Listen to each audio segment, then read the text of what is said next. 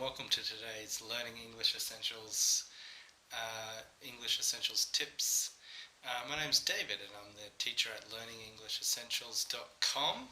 Hope you are well and ready to learn. Today's English tip is on the things that you can easily do to learn English like a school kid. So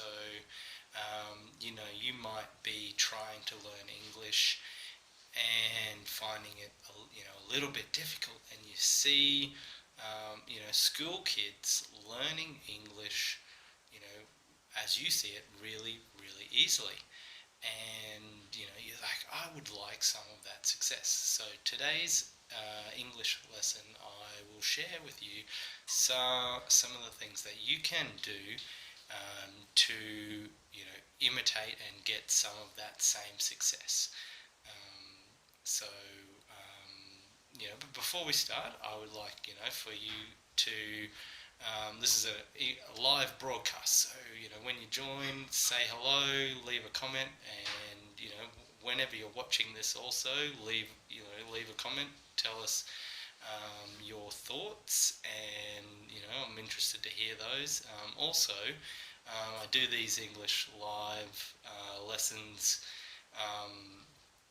often, and so I'm always looking for your English questions. So put those in the comments as well. And as I said, if there is anything that you think of while you're watching these. Watching this, and you'd like to leave a comment below telling me what you think, or your ideas on what works for you, leave those in the comments below. And visitors, if you're looking for extra ideas on what to do, go check out those comments, because people will leave tips on things down there, and you can learn lots from those things. So so today's English tip is on what you can do in order to learn English like a school kid. And so what we need to do is look at what are the things that school kids do that we can imitate and use for ourselves to get some big benefits. And one of the things that and the thing that I feel is the most important thing for the reason for the success of kids learning the language at school is that they are having lessons, doing English activities on a very regular basis. They're probably doing English lessons every single day. So that's the first thing that you can do. First thing, do some form of English learning every single day. So do it as often as you can. It might not every day will it be long lessons and things like that, but short.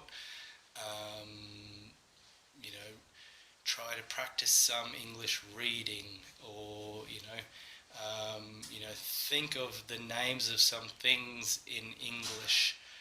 So if you're in your kitchen, think of the English names for some of those things, and that will be a very quick and easy English lesson for you to do, that you should be able to do wherever you are. So it doesn't have to be in your kitchen, can be wherever you actually are. Just think of the English names for some of the things. But the important thing is to be doing some sort of English every as often as you can, and doing those things very often. This other thing that school students do is that they like all of their other subjects, they have an English exercise book, a book that they do English activities in, and they record, their the English activities that they do. So, um, you know, in, even if English isn't their first, even if English is their first language, school students are doing English activities um, each week, each weeknight for homework or during the day at school. They do activities like, they have spelling lists, and they do activities with those words on those spelling lists. And so they do activities like using the spelling list words in sentences, and so that expands their vocabulary. And you can do that too. So if you have a particular topic that you are exploring, and say, for a very simple example, your topic might be ordering, some sort of ordering food or drink. So have a vocabulary list that relates to that topic. So have the list of words that relate to that your topic, and you'd have that would be a vocabulary list.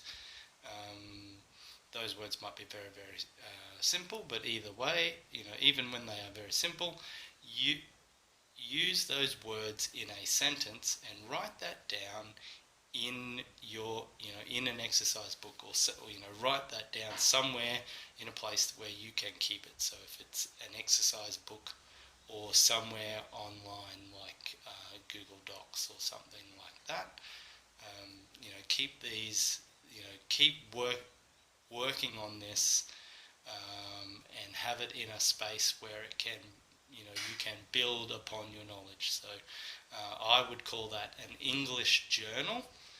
And so that would be, whether it's an exercise book or the online space, it's something that you can refer back to over and over again over time. And as your English knowledge grows,